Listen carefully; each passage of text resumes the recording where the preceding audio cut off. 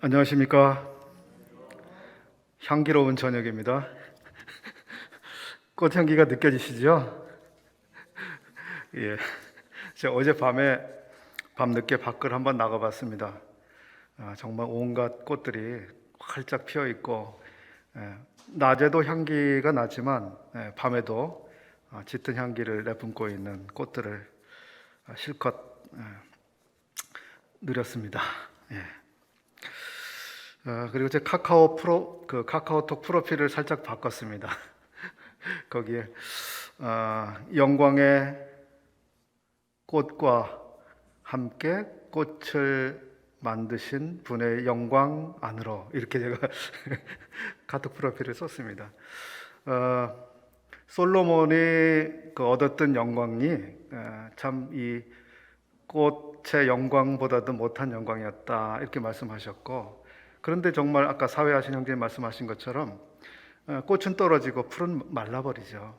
그럼에도 우리가 이 꽃이 얼마나 영광스러운지, 하나님의 영광스러움을 보여주고 있는지, 그리고 결국은 그 꽃의 영광을 통해서 우리 주님의 영광이 얼마나 놀라우실까, 이런 생각으로 연결이 되어집니다.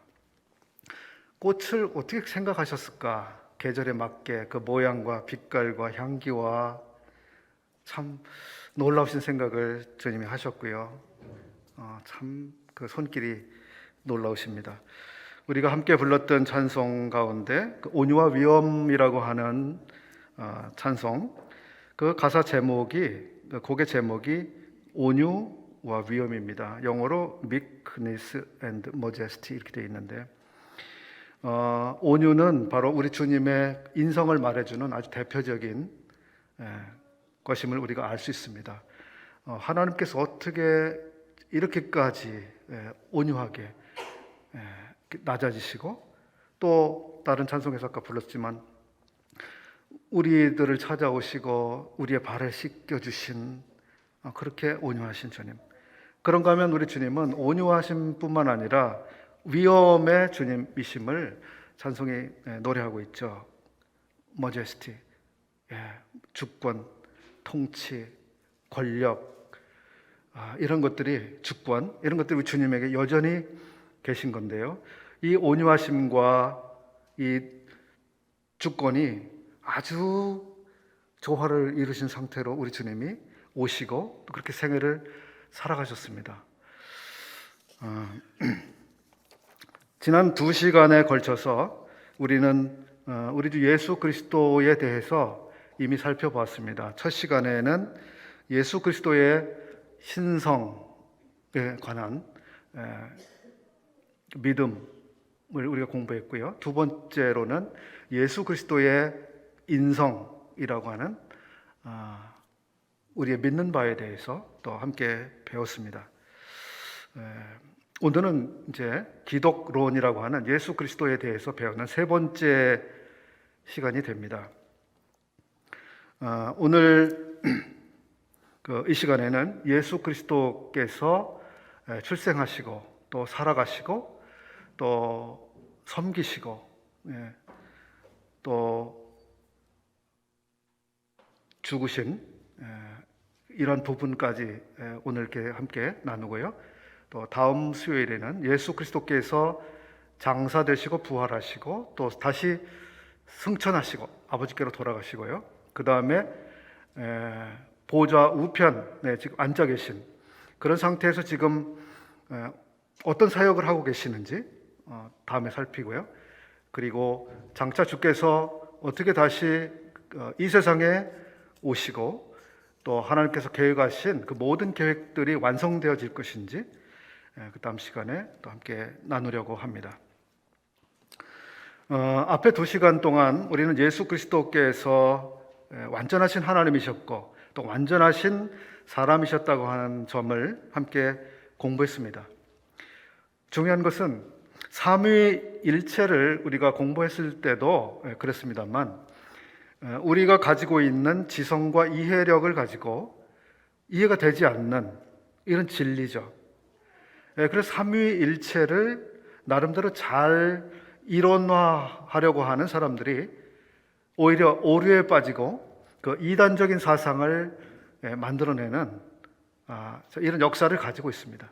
또 마찬가지로 예수 그리스도께서 완전하신 하나님이시면서 또 완전하신 사람이었다고 하는 이것이 어떻게 한 인격체 안에 존재할 수 있으며 또 조화롭게 공존할 수 있는지 이런 것들을 이성적으로 이해해 보려고 하는 많은 시도들이 역사 속에 있어 왔고, 그것을 이론화하는 이런 그 사람들 가운데 많은 사람들이 결국 이단적인 사상에 빠지게 됐습니다. 그래서 삼위일체와 마찬가지로 예수 그리스도의 신성과 인성이 어떻게 한 분 안에 그렇게 공존하며 조화롭게 이렇게 계실 수 있었는가에 대해서 그것을 우리가 참 이해할 수가 없는 진리입니다. 저 역시도 이해가 되지 않죠. 누구에게 그 설명을 할 수 있는 진리가 아닌 것 같습니다.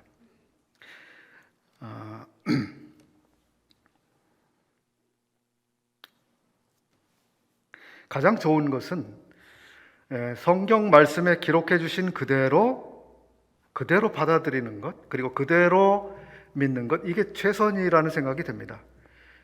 그것을 이론화하고 뭔가 교류화시키는 이런 것들이 정말 대단히 어려운 것이고 아주 우리 자신을 위험에 빠뜨리게 할 수 있는, 그리고 때때로 그러한 그 이론화가 우리의 실제적으로 주님과의 관계를 깊게 하거나 신앙을 풍성하게 만드는데 정말 기여할 것인가 이런 생각도 하게 되죠. 그럼에도 불구하고 주님께서 허락하신 그러한 그 지혜와 분량의 한도 안에서 우리가 이해할 수 있는 부분만큼 또 이해를 해보려고 합니다. 오늘 저녁에 이런 공부도 사실은 그런 일부라고 생각이 됩니다. 사도행전 기록자 누가 기록했죠? 누가가 기록한 사도행전의 그 앞부분에서 누가는 이렇게 말하고 있습니다. 사도행전 1장 1절과 2절인데요. 데오빌로여, 내가 먼저 쓴 글에는 무릇 예수께서 행하시며 가르치시기를 시작하심부터 행하시며 가르치시기를 시작하심부터 그가 택하신 사도들에게 성령으로 명하시고 승천하신 날까지의 일을 기록하였노라. 그래서 누가가 기록한 누가복음은 예수님께서 행하시고 가르치신 그 모든 것들과 사도들에게 명하신 것들, 또 승천하신 때까지의 일들을 기록한 것이다, 이렇게 말해주고 있습니다.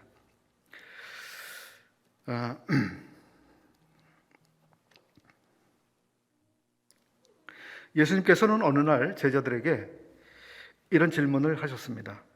사람들이 나를 누구라고 하느냐, 이렇게 질문하셨습니다. 그때 제자들이 뭐라고 대답을 했었죠? 네. 더러는 엘리야, 어떤 사람은 예레미야나 선지자 중 하나라고 합니다. 이렇게 제자들이 대답을 했습니다.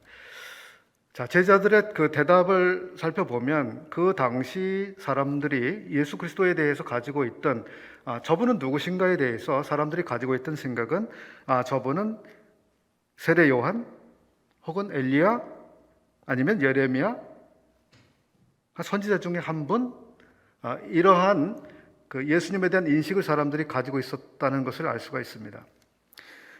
이 대답을 들으신 주님께서는 그러면 제자들에게 이런 질문을 또 하셨습니다. 그러면 너희들은 나를 누구라 하느냐, 이렇게 물으셨습니다. 이 질문 대단히 중요한 질문이 되는 것이죠. 우리 형제 자매님들께서는 예수 그리스도, 그분을 누구라고 알고 계십니까? 누구라고 믿고 계십니까? 혹은 누구라고 전하고 계십니까? 그분은 누구신가? 주님은 그 제자들에게 질문하시고 또 제자들의 답을 들으셨습니다. 만족할 만한 답이 있었죠. 주님께서는 신약 성경 여러 곳에서 자신이 누구신지를 밝히신 곳들이 있습니다. 신상 공개를 하셨죠. 요한복음에는 잘 알려진 대로 7개의 주님 자기 자신에 대한 진술이 있습니다. 나는 생명의 떡이다. 나는 세상의 빛이다. 나는 그 문이다. 나는 선한 목자이다. 나는 부활이요 생명이다. 그리고 또 기억나시는 거 있나요? 나는 길이요 진리요 생명이다. 그리고 나는 참 포도나무이다. 이렇게 주님께서는 주님이 어떤 분이신지를 말씀해 주셨습니다. 이 외에도 우리가 복음서 안에서 예수 그리스도께서 어떤 분이신지를 알 수 있는 이런 것들을 찾아볼 수 있겠습니다만, 계시록에서 한 부분만 조금 생각하고 지나가겠습니다. 계시록 1장 8절 말씀입니다.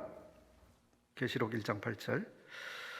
주 하나님이 이르시되 나는 알파와 오메가라.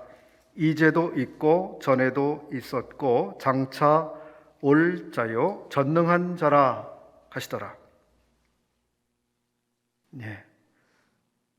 있고 있었고 그리고 장차 올 그분이라고 말씀하고 계십니다.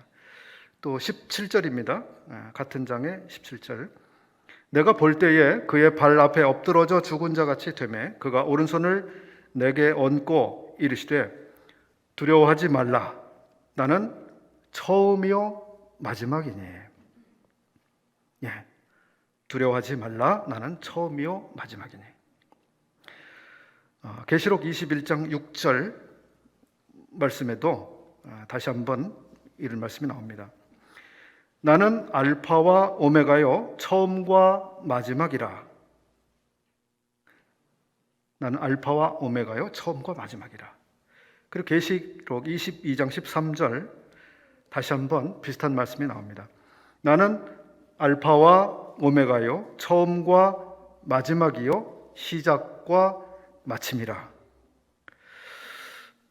저는 주님이 처음이요 마지막, 시작과 마침, 알파와 오메가, 처음과 나중, 이런 말씀들에 대해서 개인적으로 그 의미가 깊이 있게 새겨 들어오지 않은 상태로 오랫동안 지내왔는데 아마 작년이었던 것 같아요. 이 말씀이 개인적으로 아주 깊이 들어왔습니다. 알파, 태초, 처음부터, 오메가, 마지막, 끝까지 주님이 시간적으로 모든 곳에 계시다고 하는 것을 말씀해 주셨고, 또 무엇을 계획하신 분이 계셨고 그 계획을 완성하신 그분, 그래서 하나님이 계획하시고 시작하신 그것을 끝까지 하나님이 이루실 것을 말씀해 주고 계시고, 그리고 그것은 나하고는 그럼 어떤 상관이 있는 것인가? 그러하신 하나님과 나는 그럼 어떤 상관이 있는가? 계시록은 어떻게 보면 마침의 책이라고 말씀드려 볼 수 있겠습니다. 마침의 책, 맞춰지는 것, 계획의 완성이라고 할 수 있는 완성의 책이라고 부를 수 있겠는데요. 이 책에서 계시록이죠. 여기서 주님께서는 자신이 알파와 오메가라고 하는 말씀을 4번이나 이제 해주신 겁니다. 인류사의 모든 것들 뿐만 아니라 우리 개개인의 모든 것이 그분의 계획 안에 있다. 그분의 손길 안에 있다.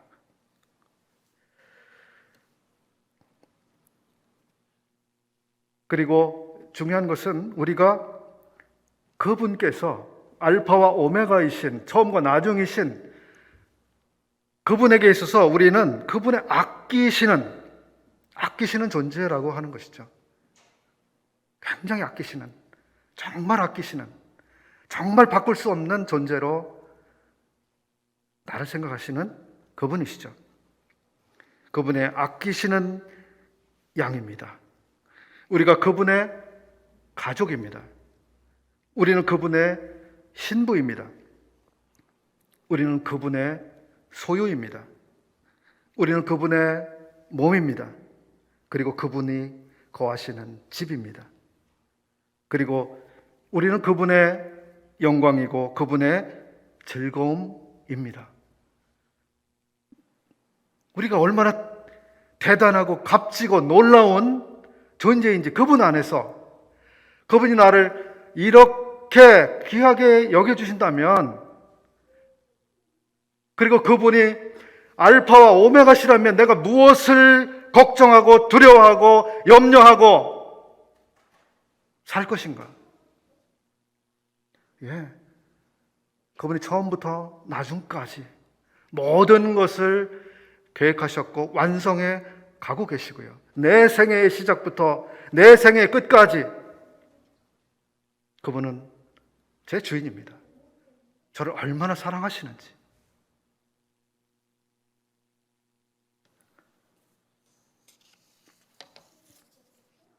그분께서 우리 자신에게 그런 질문을 해오실 때가 있는 것 같아요. 너는 나를 누구라 하느냐? 너는 나를 누구로 알고 있느냐? 어떻게 믿고 있느냐?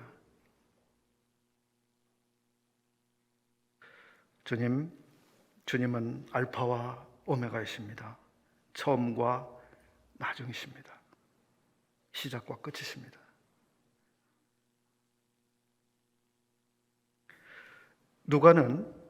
누가복음의 마지막 장에서 부활하신 주님께서 제자들에게 하셨던 말씀을 기록해 놓았습니다. 그것은 성경이 무엇을 말하고 있느냐에 대한 것이었습니다. 성경은 바로 우리 주님에 대한 기록이죠. 우리 주님에 대한 기록. 누가복음 24장 25절 이하 몇 절 말씀을 함께 보겠습니다. 누가복음 24장. 이르시되 미련하고 선지자들이 말한 모든 것을 마음에 더디 믿는 자들이여, 그리스도가 이런 고난을 받고 자기의 영광에 들어가야 할 것이 아니냐 하시고, 이에 모세와 모든 선지자의 글로 시작하여 모든 성경에 쓴 바 자기에 관한 것을 자세히 설명하시니라. 32절 말씀 이어보겠습니다. 그들이 서로 말하되 길에서 우리에게 말씀하시고 우리에게 성경을 풀어주실 때에 우리 속에서 마음이 뜨겁지 아니하더냐 하고, 42절 또 이어보겠습니다. 이에 구운 생선 한 토막을 드리니 받으사 그 앞에서 잡수시더라. 또 이르시되 내가 너희와 함께 있을 때에 너희에게 말한 바 곧 모세의 율법과 선지자의 글과 시편에 나를 가리켜 기록된 모든 것이 이루어져야 하리라 한 말이 이것이라 하시고, 이에 그들의 마음을 열어 성경을 깨닫게 하시고. 주님은 성경에 기록된 말씀들이 우리 주님 자신에 대한 것이라는 것을 알고 계셨습니다. 엠마오로 가고 있던 제자들에게 성경을 열어서 설명을 해주셨습니다. 그리고 나중에 다른 제자들에게도 또 모세의 글과 선지자의 글과 시편을 통해서 다시 한번 설명을 해주셨습니다. 엠마오로 가고 있던 제자들은 주께서 성경 말씀을 설명해 주셨을 때 마음이 뜨거웠다, 이런 이야기를 하고 있습니다. 우리 마음이 뜨거웠다. 아마 굉장한 흥분이 됐을 것 같아요. 자기들이 그냥 알고 있었던 구약 성경에 관한 그런 예언들, 말씀들이 어떻게 자기들 앞에서 이것이 놀랍게 성취되었는지를 딱 알게 되었을 때 얼마나 사로잡혔을까요? 흥분이 됐을까요? 그리고 그것을 설명하고 계신 그 주님은 얼마나 정말 마음이 뜨거우셨을까요? 나에 관해 기록했던 그 말씀들이 어떻게 지금 성취되었는지를 주님 자신이 설명해 주고 계시는 그 마음이 얼마나 흥분되고 뜨거우셨을까? 성경 말씀, 우리 주님 자신, 우리 주님에 관한 것, 우리 주님에 대한 기록.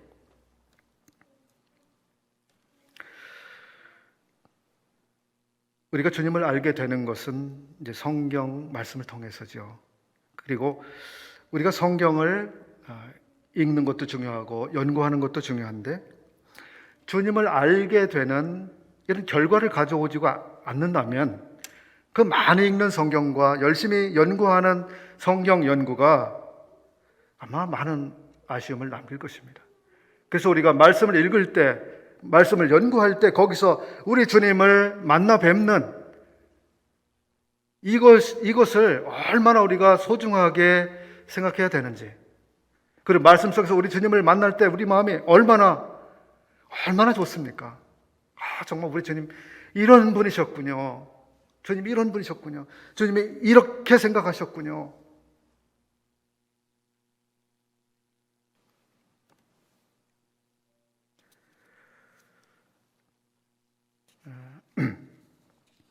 이제 우리가 교재로 사용하고 있는 책의 내용을 따라서 조금 말씀을 드려보겠습니다.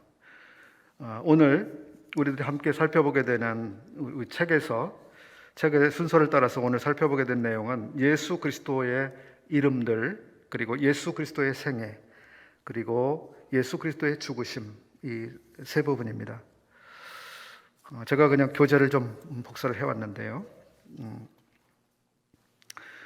우리 주님의 이름은 주 예수 그리스도, 이 세 이름으로 대별된다고 말씀드려볼 수 있겠습니다. 주 예수 그리스도. 그럼 주는 뭐고 예수는 뭐고 그리스도는 무엇인가? 지난 시간에 그리스도에 대해서 아마 설명해 주신 것도 기억하실 겁니다. 그리스도, 메시아. 주는 우리 교재에 하면 로드입니다. 로드. 주님, 통치하시는 그 주권자, 왕권을 가지고 계신 분, 이런 의미를 담고 있습니다. 예수께서는 바로 주권을 가지고 계신 분, 정당한 권리를 가지고 계신 분, 정당한 왕권을 가지고 계신 분입니다. 왜 정당한 권리라고 제가 굳이 힘을 좀 말씀드릴까요? 정당하지 않은 힘을 소유하고 있는 존재들이 있는 겁니다. 이 세상 신이라고 일컬어지는 존재, 이 세상 임금이라고 하는 일컬어지는 존재도 있습니다. 정당한 권리의 소유자가 아닙니다. 그럼 예수 그리스도께서는 정당한 정권의 소유자입니다. 그래서 그분의 권세는 정당하고요, 그분의 통치에 순종하는 것이 마땅하죠. 그 통치에 순종하지 않는 것을 우리가 불순종이라고 하는 것입니다. 불순종. 그래서 불순종에는 반드시 그것은 죄가 되고 거기에는 대가가 따라오게 되는 것입니다. 그리고 순종에는 거기에 상응하는 또 다른 대가가 따라오게 됩니다. 그분이 정당한 권리자이시기 때문에 그렇습니다. 그럼 우리의 삶에서 우리가 그분을 정말 주님으로 인정하고 살고 있는가를 우리가 자신에게 질문하고 지나갈 필요가 있겠죠.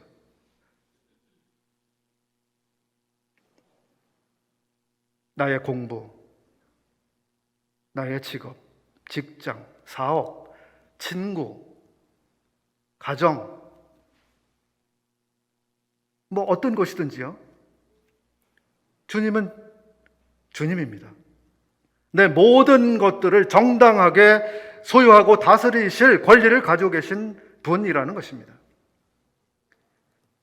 이것을 조금 용어적으로 주재권이라고도 말하죠. 주재권. 우리가 주님의 주권을 인정하고 순종할 때 주님 영광을 얻으시는 겁니다.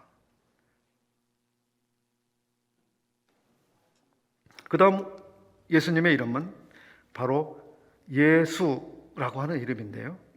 우리 교재는 세이비어라고 되어 있습니다. 구주입니다. 구원하는 분, 구주.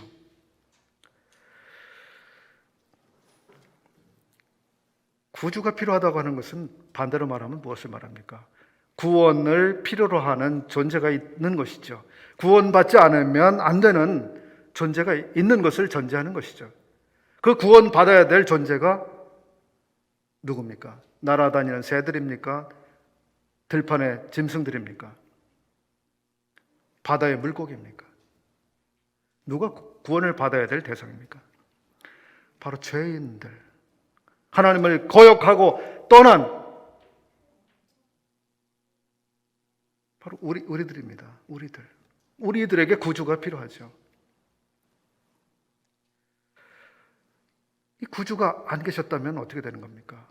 영원히 버려진 상태.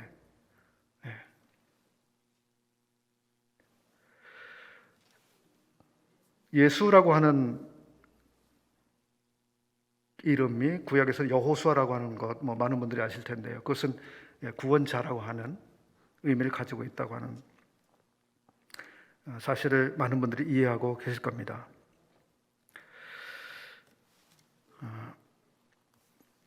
그 다음 그 예수님은 그리스도라고 하는 이름으로 일컬어집니다. 그리스도. 말 그대로 히브리어로는 메시아이고 이것은 기름 부음을 받은 존재를 말합니다. 구약 성경에서 기름 부음을 받는 이 세 직분이 있습니다.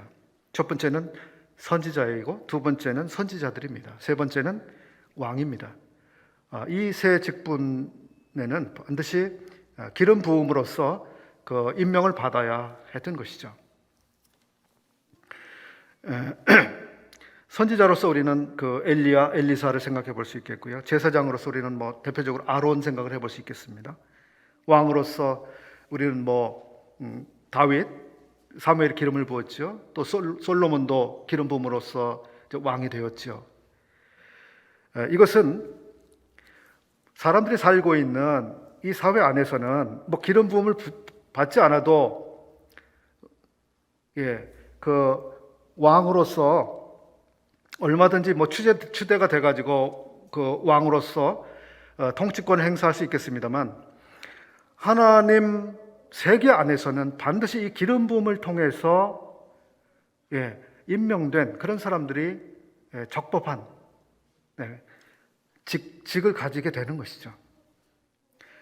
근데 중요한 것은 선지자, 제사장, 왕이 이 구약 시대 이스라엘은 곧 하나님이 통치하시는 그 나라의 구체적인 모습이었는데요. 구체적으로 보여지는 하나님이 통치하시는 나라의 모습이었는데 그 이스라엘에게는 이 선지자와 제사장과 왕의 직분이 각각 갈라져 있었죠. 각각 영역이 있었습니다.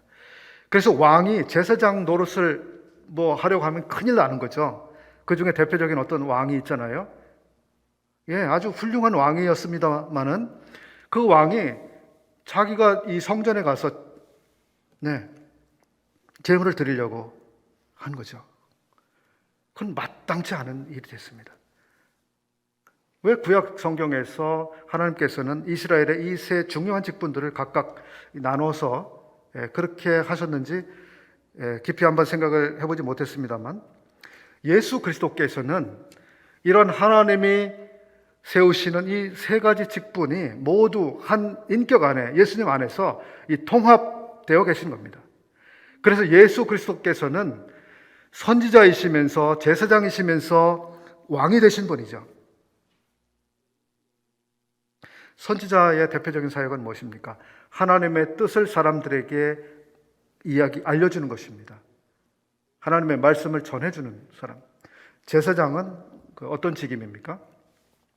백성들의 연약과 죄를 짊어지고 이 성소에 들어가서 이 하나님 앞에 대신 이 백성들의 죄와 허물과 연약을 하나님 앞에 그대로 가서 보여드리고 그다음 제물을 가지고 백성들을 대신해서 재물을 하나님 앞에 가져가는 이런 역할을 했죠.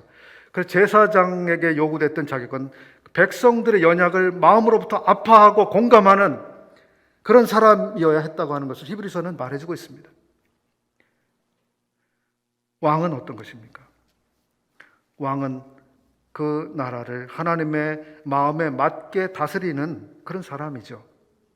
근데 예수 그리스도께서는 하나님께서 가지고 계신 모든 생각과 뜻과 기준과 그 모든 것들을 사람들에게 가르쳐 주시는 선지자로서, 또 모든 죄인들의 이 죄를 짊어지고 가신, 그리고 이제는 참 성소에 들어가신 분으로서 제사장의 사역을 감당하시는 분이죠. 또 예수 그리스도께서는 왕으로서 모든 것들을, 사실은 지금 모든 피조 세계를 다스리고 계시잖아요. 통치하고 계시잖아요. 모든 것을 그분의 원대로 통치하시는, 그러나 실제적으로 이 지구상에서, 이 땅에서 정말 하나님의 뜻대로 나라가 세워지고 통치하시는 실제적인 통치는 그 미래적인 일로 지금 우리들 앞에 남아 있습니다. 그리고 더 나아가서는 이제 만물이 회복이 되는 이런 일들도 사실 미래적 사건으로 우리 앞에 남겨져 있습니다. 우리 교재는 이 부분을 이야기하고 있는데요. 예수 그리스도라는 표현과 그리스도 예수라고 하는 표현은 각각 어떻게 다른지 좀 뉘앙스가 다르게 느껴지시나요? 예수 그리스도, 그리스도 예수. 전 예전에 하나님 아버지하고 아버지 하나님하고 이게 어떻게 다르지? 기도할 때마다 그 생각을 많이 했었어요. 하나님 아버지 이렇게 기도해야 되나? 아버지 하나님 이렇게 기도해야 되나? 뭔가 다른 뉘앙스와 강조점이 있죠. 예수 그리스도, 그리스도 예수, 이것도 다른 강조점을 가지고 있는데요.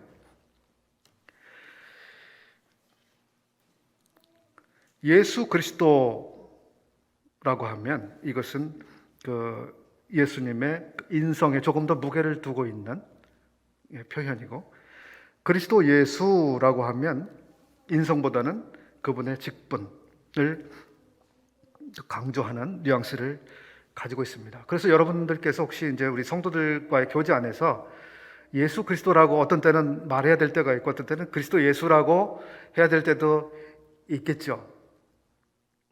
뭐 세밀하게 그런 부분까지 생각하고 이제 교제하시는 분이 더러 계실지 모르겠습니다만, 많은 분들은 이제 그런 생각을 못 하시고 아마 지나시는 부분일 수도 있을 것 같습니다.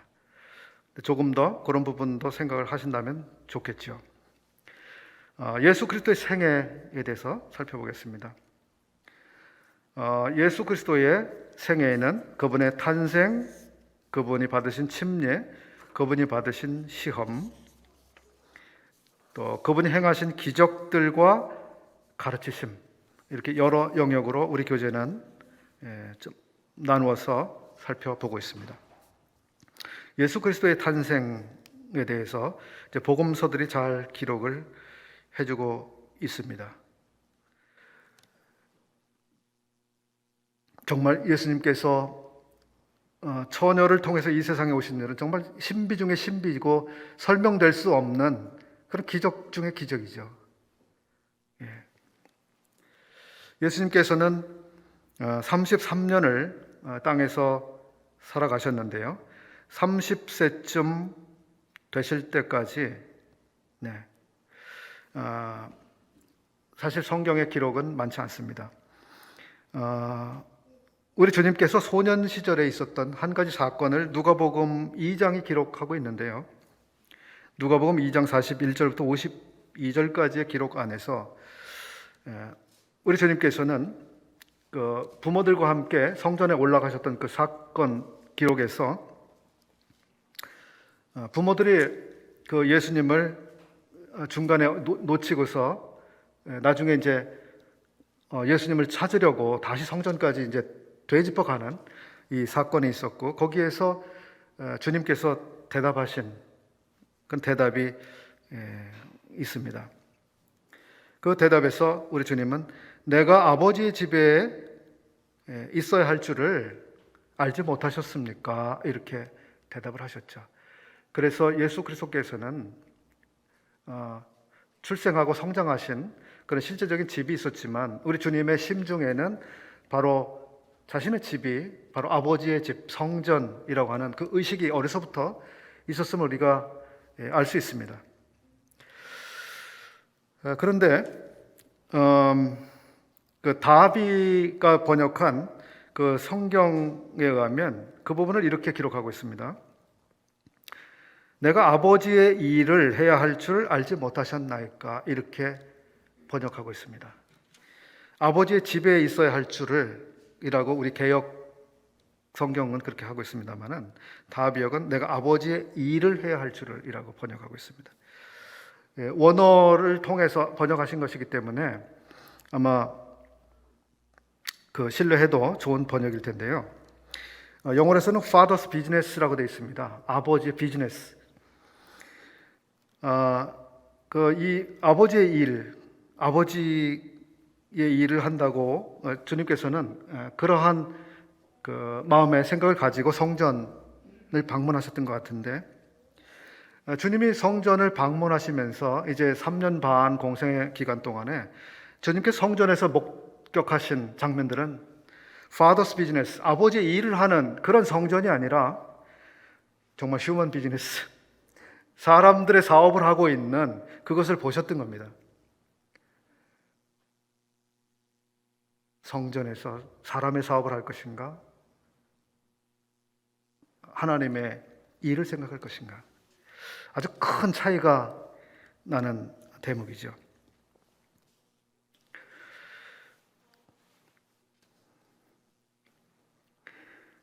한 가지를 조금 놓치고 지나간 게 있는데요. 그리스도라고 하는 호칭에 대해서 어떠세요? 그리스도라고 하는 호칭을 사람들이 예수님께 대해서 사용했나요? 그렇게 사용한 곳이 있나요?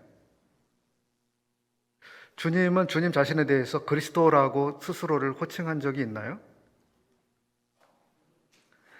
예, 두 경우 다 예스입니다. 사람들은 예수님께 그리스도라고 하는 호칭을 직접 사용했습니다.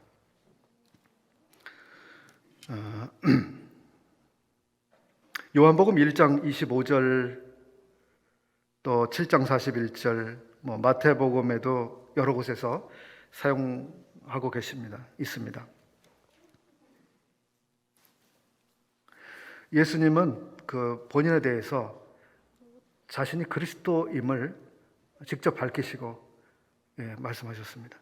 그래서 그리스도라고 하는 예수님의 그 직분, 호칭에 대해서는 사람들도 예수님에 대해서 사용을 했고 예수님 자신도 자신에 대해서 자신이 그리스도라고 하는 것을 직접 사용을 하셨습니다. 그리고 물론 성경의 그 기록자들에 의해서도 당연히 사용이 됐습니다. 그 마태에 의해서나 요한 사도에 의해서나 예수께서 그리스도이심을 믿게 하려고 이렇게 이 기록을 한다. 또 예수께서 그리스도이심을 그 믿는 자에 대해서 요한일서가 아주 중요하게 말해주고 있습니다. 그래서 그리스도라고 하는 이 호칭은 사람들이 주님께 대하여 또 주님이 주님 자신에 대하여 아주 의미 있게 사용이 됐던 호칭임을 알 수 있습니다. 주님의 출생과 관련해서 제가 이런 부분을 조금 찾아봤습니다. 주님과 다윗의 관계에 대해서 아마 지난 수요일에 우리 이종진 형제님께서 우리 주님의 인성에 대한 부분을 말씀하면서 조금 터치를 하셨는데요. 바로 다윗의 후손으로 오신 분이다. 주님께서 다윗의 후손. 그리고 다윗의 후손이라고 하는 것이 가지는 의미가 무엇인지에 대해서 조금 이렇게 짚어주셨습니다. 다윗의 자손. 마태복음 그래서 아주 여러 곳에서 말씀하고 계시는데요.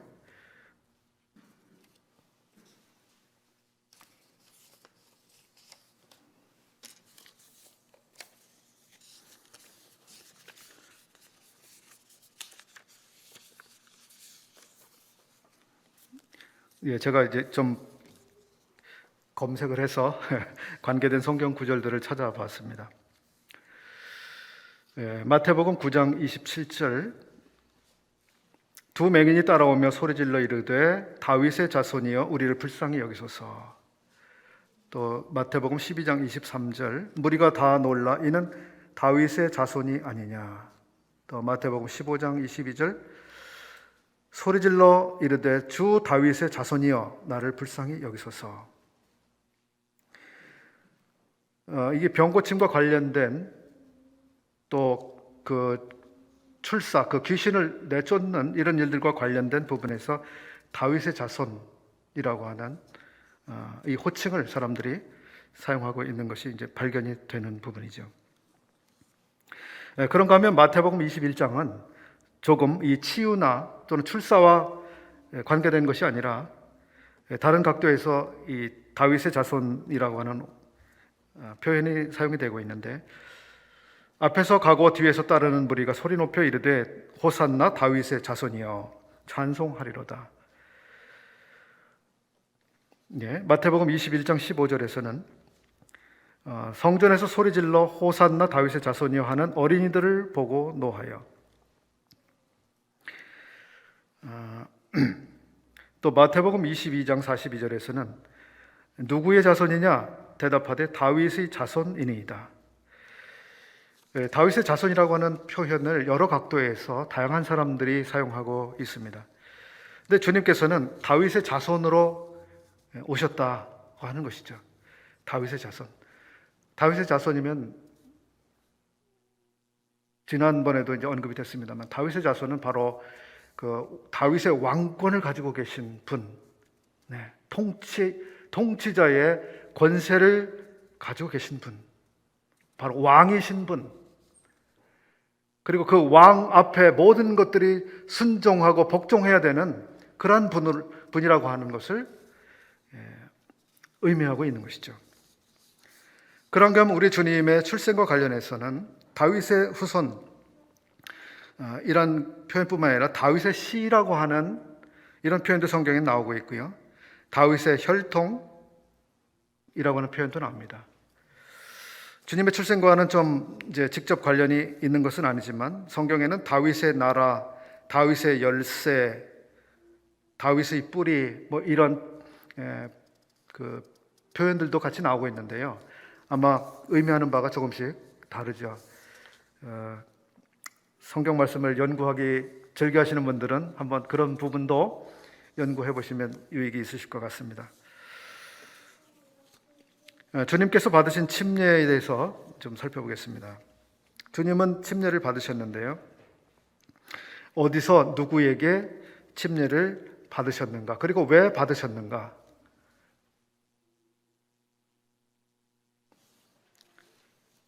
언제 침례를 받으셨죠?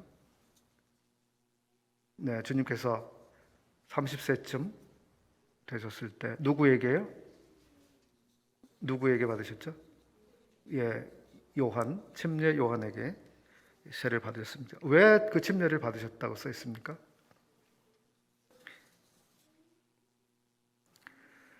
예.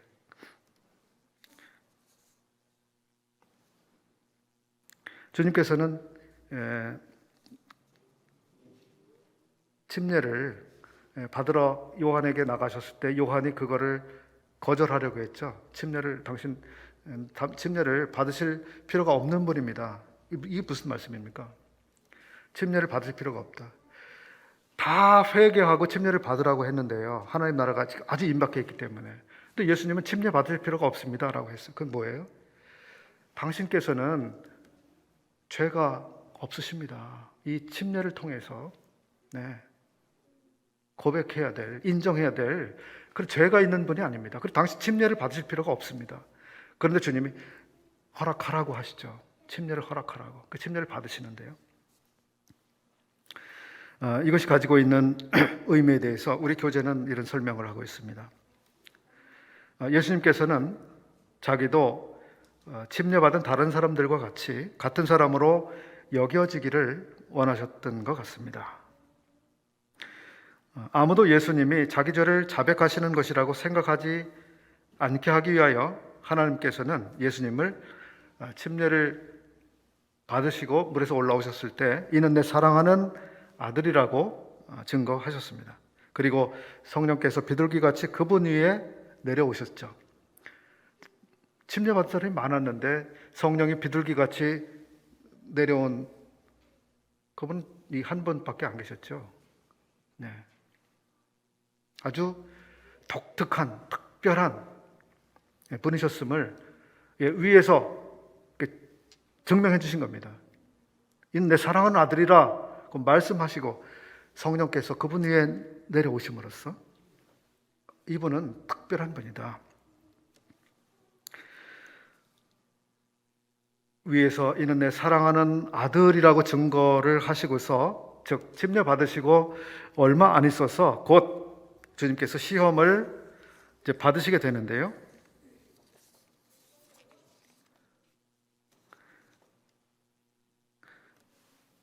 위에서 이 내 사랑하는 아들이라고 말씀해 주시니까 사탄이 이제 거기에 즉각 도전했다. 이렇게 설명하고 있습니다. 사탄은 즉각 여기에 도전했다. 정말 이 예수라고 하는 이 사람이 정말 내 사랑하는 아들이라고, 하나님의 사랑하는 아들이라고 하는 것을 내가 확인해 봐야 되겠다. 테스트해 봐야 되겠다. 그렇게 이제 나서는 겁니다. 이것이 이제 시험이라는 과정으로 보이는 것이죠. 사탄은 예수님께서 사람의 상태로 계시려면 다른 사람들처럼 반드시 죄를 지을 수밖에 없다는 것을 증명해 보려고 했습니다. 예. 물론 주님은 죄를 짓지 않으셨죠. 근데 우리 성경을 읽다 보면 예수님께서 시험 받으신 이 상황에 대해서 성령에게 이끌려 마귀에게 시험을 받으러 가셨다 이렇게 기록하고 있죠. 그럼 성령께서 시험을 받게 하신 건가? 마귀가 주도적으로 시험을 한 걸까? 이런 궁금증이 우리 안에 생길 수 있는데요. 이런 부분에 대해서 우리 교재를 쓰신 분은 이런 설명을 하고 있습니다. 주님이 받으신 시험에 대해서 두 가지 측면에서 설명하는데, 첫 번째는 사탄이 욥을 시험했을 때처럼 바로 우리 주님께도 그 주님을 시험함으로 인해서 예수님도 정말 죄를 지을 거라고 하는, 이것을 뭔가 증명해 보려고 하는, 하나님 앞에서 보세요, 예수 이분도 결국 죄를 짓잖아요. 이걸 증명해 보려고 하는 시도였다.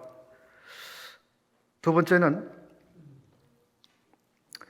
욥의 경우도 그랬습니다만 하나님께서 이 허락하심으로써 욥이 말하자면 테스트 또는 시련을 당한 것처럼 예수님도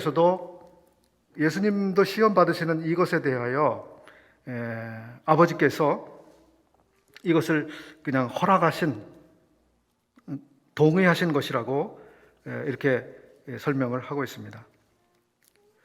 그렇죠. 결국 예수님께서 시험을 받으심을 통해서 예수님이 얼마나 죄 없으신 완전한 분이신지를 결국 증명하는 결과를 가져왔습니다. 그리고 아버지께서 이 시험을 넉넉히 이기신 이 아드님을 보셨을 때 얼마나 또 마음이 좋으셨을까요?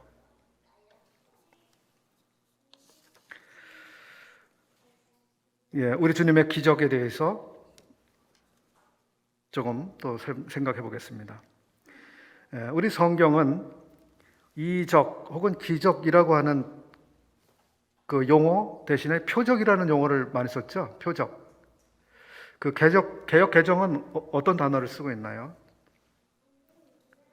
개역 한글은 다 표적이라는 말을 썼습니다. 표적. 기적이라고 하는 단어를 안 썼습니다. 이것은 그냥 단순한 미라클이 아니라 사인이라고 하는 거예요. 사인, 표적.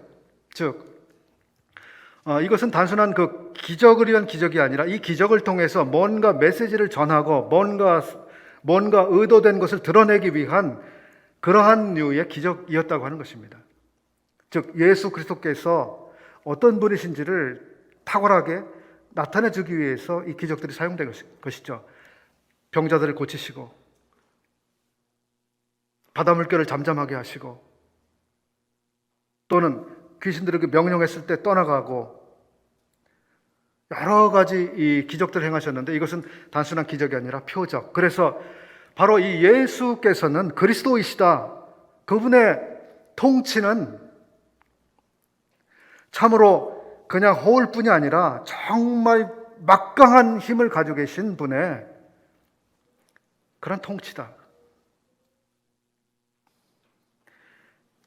오늘도 선거가 있었습니다만 많은 정치인들이 선거할 때 공약을 하죠. 그리고 아무것도 이루어지지 않는 빈 공약이 된다고 다소 조소를 하기도 합니다만, 사람들의 약속은, 또 사람들의 말은 그것을 지킬 수 있는 힘이 없는 경우가 참 많습니다.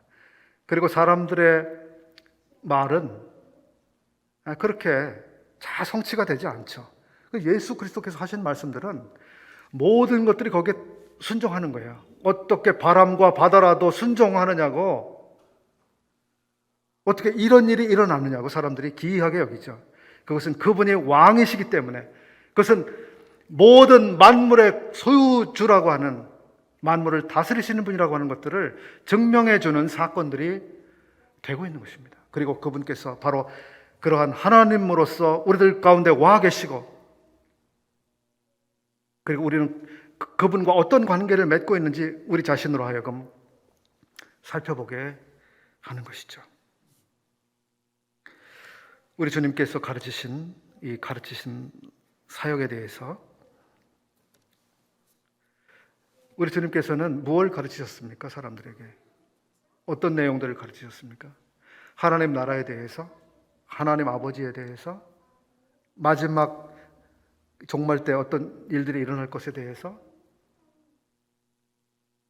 또 천국에 대해서, 그리고 또 무엇을 가르치셨습니까? 제자가 되는 것에 대해서 여러 가지들을 주님이 많이 가르치셨죠. 그리고 그분은 설명하시고 때로는 설교도 물론 하셨습니다만, 때때로 주님은 또 비유를 사용해서 잘 이해할 수 있도록 가르치기도 하셨고요. 어떤 경우에서는 질문을 통해서 사람들이 답을 찾아 나갈 수 있도록 도와주시기도 했습니다. 질문을 참 잘 사용하신 분입니다, 우리 주님은. 누군가 그랬습니다. 훌륭한 교사가 되려면 질문하는 훈련을 많이 하라고. 질문 훈련. 교사가 반드시 터득해야 되는 중요한 기술 중에 하나죠. 우리 가운데 이제 교사들이 많이 계시는데요. 질문하는 그 연구를 많이 하실 필요가 있습니다. 그것은 그 학생들, 자기가 가르치고 있는 사람들의 생각을 자극시키고 스스로 답을 찾을 수 있는, 그리고 함께 답을 찾아 나가는, 또 공감을 만드는 아주 중요한 이러한 그 효과들을 가지고 옵니다. 그래서 자기의 수업에 이 학생들을 쫙 이렇게 데리고 와서 함께 이렇게 수업을 흥미진진하게 할 수 있는 아주 좋은 방법이 됩니다. 주님은 질문을 잘 사용하셨습니다. 너희 생각에는 어떠하뇨? 너는 어떻게 생각하느냐? 성경에 뭐라고 쓰여 있느냐? 이 질문들을 주님 많이 하셨어요. 주님의 죽으심, 시간이 좀 많이 가고 있는데요. 주님께서 돌아가신 이 죽으심이 가지고 있는 의미는 여러 가지로 우리들이 생각해 볼 수 있습니다.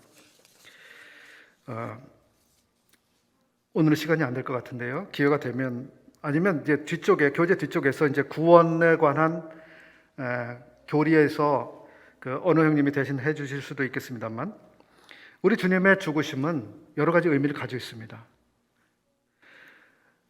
내 목숨을 많은 사람의 대속물로 주려 한다고 주님이 친히 이렇게 말씀하시기도 했는데요.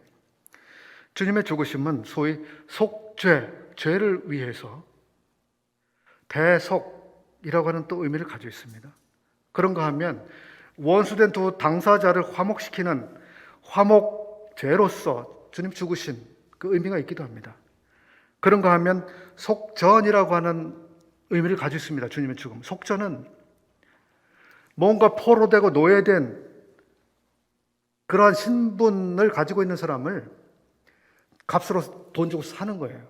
거기에 들어가는 돈, 그게 속전이죠. 노예를 해방시키기 위해서 지불되는 비용, 주님의 죽으심에는 그런 의미가 담겨 있습니다. 구속이라고 하는 의미가 또 담겨 있죠. 이런 주님의 죽으심이 가지고 있는 여러 의미들, 하나님과의 관계 안에서 가지고 있는 여러 의미들을 우리들이 조금 세밀하게 이렇게 묵상해 보시면, 주님이 죽으신 게 나에게 참 이런 놀라운 일이 되었습니다 하고 감사하시고 경배하시는 좋은 아마 생각들이 되실 거라고 믿습니다.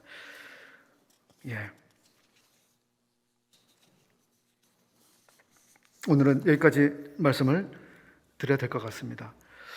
주님께서 어떤 분이신지 이 수요 집회를 통해서 조금 도움이 되셨기를 바라고요. 또 이 수요 집회를 통해서 우리들이 믿고 있는 것이 무엇인가, 우리는 왜 그것을 믿는가, 이런 것들을 조금 잘 정립해 나가시는 이 귀하고 유익한 시간들이 계속 되시길 바랍니다. 감사합니다.